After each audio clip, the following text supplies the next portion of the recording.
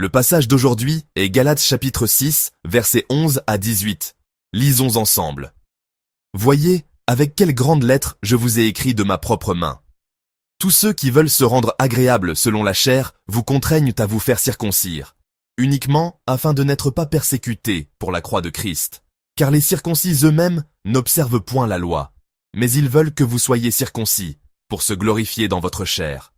Pour ce qui me concerne, loin de moi la pensée de me glorifier d'autre chose que de la croix de notre Seigneur Jésus-Christ, par qui le monde est crucifié pour moi, comme je le suis pour le monde. Car ce n'est rien que d'être circoncis ou incirconcis. Ce qui est quelque chose, c'est d'être une nouvelle créature. Paix et miséricorde sur tous ceux qui suivront cette règle, et sur l'Israël de Dieu. Que personne désormais ne me fasse de la peine, car je porte sur mon corps les marques de Jésus.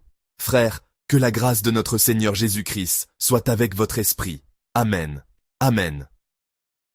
Nous méditons en ce moment sur les épîtres de l'apôtre Paul, une par une. Dans une lettre, le début et la fin sont très importants. Les salutations initiales donnent le ton et peuvent inciter le lecteur à poursuivre sa lecture jusqu'au bout. La conclusion est également essentielle, car elle a pour but de graver dans l'esprit le message principal à retenir, même si l'on devait oublier tout le reste. Le passage que nous avons lu aujourd'hui constitue le dernier paragraphe de la lettre adressée aux églises de Galatie. Cela signifie que le message fondamental de l'apôtre Paul aux Galates est résumé dans cette conclusion. Au verset 11, l'apôtre Paul mentionne qu'il écrit de sa propre main avec de grandes lettres. L'expression « grandes lettres » ne signifie pas simplement qu'il a écrit en gros caractères. C'est une façon de souligner son propos, de s'adresser à ses lecteurs avec force. C'est un peu comme si, aujourd'hui, nous utilisions des majuscules ou des caractères gras pour mettre en évidence et marteler le message final d'un texte. En lisant l'épître aux Galates, nous avons appris de nombreuses leçons et découvert le cœur de Dieu. Mais avec le temps, nous oublions vite, n'est-ce pas? Peu importe si vous ne vous souvenez pas de tout ce qui a été dit précédemment.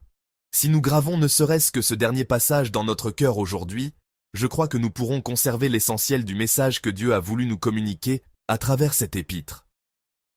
La crise que traversaient les églises de Galatie n'était autre que le problème posé par des légalistes hypocrites qui mettaient l'accent uniquement sur la circoncision et les fêtes.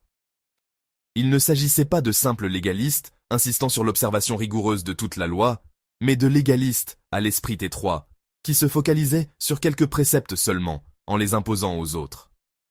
Le cœur du problème en Galatie était que ces gens faisaient pression pour que l'on observe que certaines parties de la loi, créant ainsi un déséquilibre.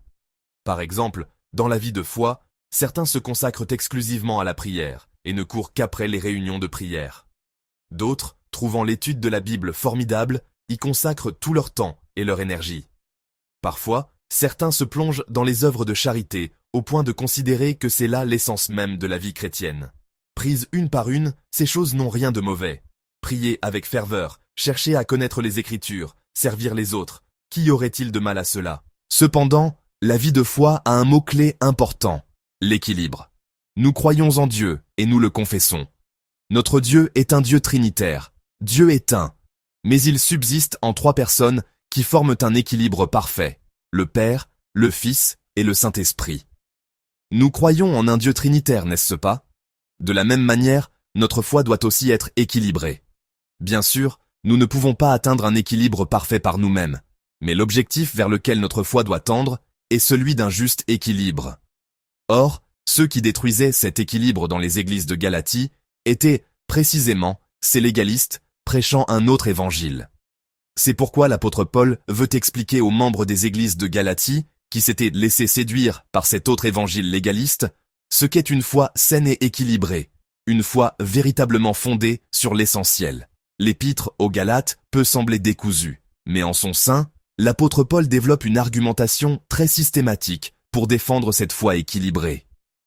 Dans les chapitres 1 et 2, il utilise une argumentation autobiographique, racontant comment il a rencontré l'évangile et comment cet évangile a été reconnu, pour parler de l'essence de la bonne nouvelle. Dans les chapitres 3 et 4, il emploie une argumentation biblique et théologique pour expliquer comment Christ est devenu notre sauveur et comment la foi en lui est la seule vraie foi. Enfin, dans les chapitres 5 et 6, à travers des exhortations pratiques, comme le fruit de l'esprit, il nous décrit ce qu'est concrètement une vie menée par la foi. À travers cette structure d'ensemble, l'épître aux Galates nous parle d'une foi équilibrée, d'une juste foi évangélique. Et aujourd'hui, dans cette dernière partie de l'épître, l'apôtre Paul nous montre, à travers 2 mots clés, comment une foi équilibrée peut s'établir en nous. Le premier est la gloire de la croix. L'apôtre Paul rejette catégoriquement toute gloire humaine, comme l'accomplissement de la loi ou la circoncision, pour ne se glorifier que de la croix de notre Seigneur Jésus-Christ. Se glorifier, aujourd'hui comme à l'époque, et particulièrement dans la société gréco-romaine, était une expression positive pour manifester son honneur. Cependant, Paul n'utilise pas cette expression pour se vanter de quelque chose qui paraîtrait admirable aux yeux des autres, mais il se glorifie de la croix. Il affirme que la véritable gloire du chrétien se trouve uniquement dans la croix. J'aimerais que nous relisions ensemble le verset 14. Pour ce qui me concerne, loin de moi la pensée de me glorifier d'autre chose que de la croix de notre Seigneur Jésus-Christ, par qui le monde est crucifié pour moi, comme je le suis pour le monde. Amen. De quoi vous glorifiez-vous en ce moment? Le sujet de votre fierté a-t-il changé depuis que vous croyez en Dieu? On dit que croire en Jésus, c'est vivre une révolution des valeurs. C'est une réorganisation complète de notre système de valeurs. Un pasteur a appelé cela une réorientation de nos valeurs en Christ. Cela signifie que nos valeurs sont transformées et réorganisées en Christ. Mes valeurs ont changé. Pour une vie qui s'est attachée par la foi à la croix de Jésus, le sujet de fierté change. L'argent, l'honneur, les relations, tout ce qui peut paraître impressionnant aux yeux des autres n'est en aucun cas la fierté d'un chrétien. Les gens pensent que la maison où ils vivent est la preuve de leur valeur. Ils s'imaginent que la voiture qu'ils conduisent, les vêtements qu'ils portent, les expériences qu'ils ont accumulées, les relations qu'ils entretiennent, tout cela révèle leur importance. Dans le monde, on évalue la valeur d'une personne à travers sa position sociale. Mais les chrétiens qui croient en Dieu doivent-ils vivre de la même manière? Certainement pas. Tous les avantages que le monde peut offrir ne peuvent me donner la vie, mais la croix m'a donné la vie. Elle m'a donné une vie nouvelle. Alors, pour un chrétien qui croit en Dieu, qui confesse Jésus-Christ comme son sauveur, quelle doit être sa fierté? Son unique fierté doit être la croix qui lui a donné la vie. La véritable fierté du chrétien est uniquement la croix. La croix est la puissance qui fait de moi une nouvelle création. Lorsque cette fierté authentique devient ma fierté, nous nous tenons sur le fondement d'une foi évangélique équilibrée. Il est dit que les choses visibles sont passagères et les invisibles sont éternelles. La vraie fierté ne réside pas dans ce qui est visible, mais dans la promesse invisible de ce qui est à venir. Le signe de cette promesse s'est manifesté très clairement dans l'histoire pour les chrétiens. C'est la croix. Combien de sujets de fierté visible l'apôtre Paul aurait-il pu avoir?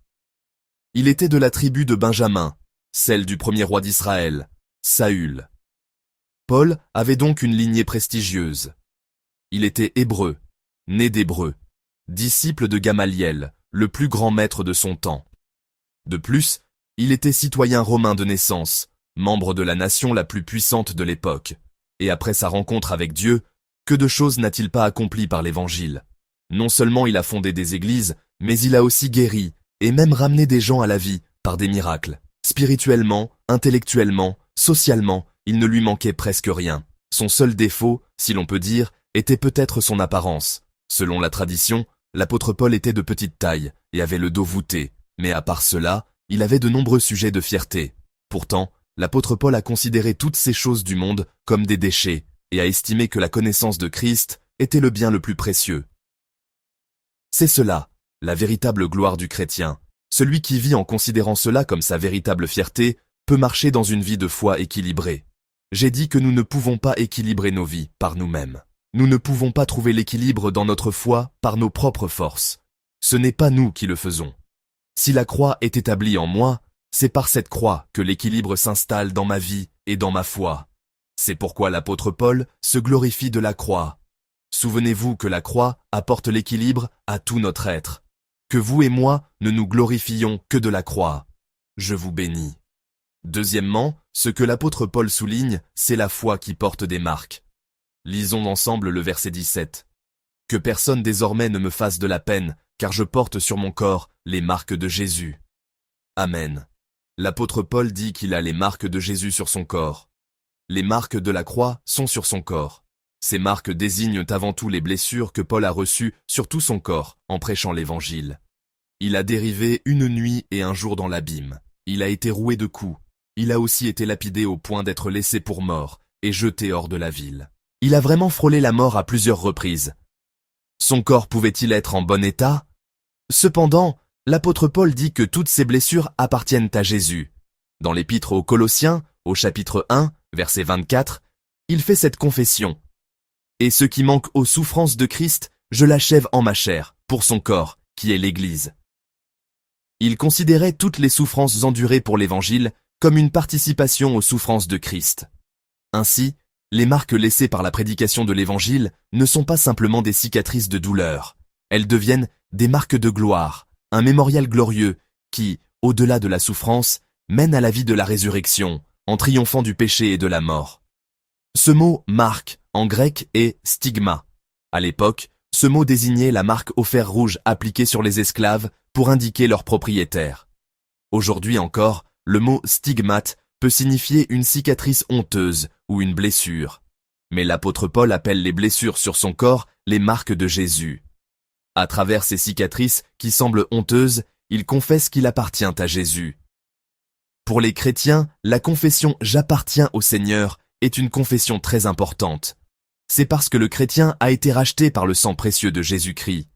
Ce n'est plus moi qui vis, c'est Christ qui vit en moi, et je vis dans la foi au Fils de Dieu.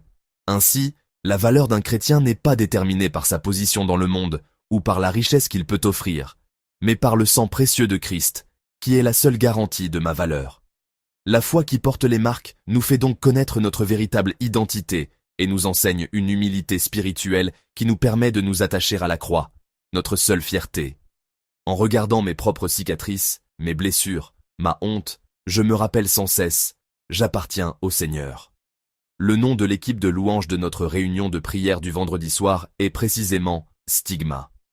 Pendant cette réunion de prière, combien de personnes blessées viennent? Beaucoup sont éprouvés à cause de l'Évangile, blessés dans leur corps et leur esprit dans le monde ou au sein de leur famille. C'est un moment où ceux qui ont été couverts d'opprobre, stigmatisés et meurtris viennent prier. Cependant, cet opprobre, ce stigmate, cette blessure font partie intégrante du chemin de foi de celui qui marche avec le Christ, souffrant sur la croix, et qui vit comme lui, appartenant. L'équipe Stigma se rassemble pour servir et aider la confession de ses priants à s'élever vers Dieu à travers la louange. La foi du stigmate, c'est-à-dire la foi qui porte des marques, est un contrepoids important qui nous garde humbles et nous fait marcher dans une vie juste et équilibrée, conforme à l'Évangile. Chers frères et sœurs en Christ, à travers l'épître aux Galates, Dieu nous parle d'une foi évangélique juste et équilibrée. La seule vraie gloire est la croix de Christ. C'est dans les marques de cette croix, les marques de Jésus, que commence une vie de nouvelle création. En gravant dans vos cœurs ce message de l'Évangile, la gloire de la croix et la foi qui porte des marques, puissiez-vous devenir des croyants à la fois solides, inébranlables, face aux autres évangiles qui se présentent à nous sous diverses formes dans le monde. Je vous bénis au nom du Seigneur.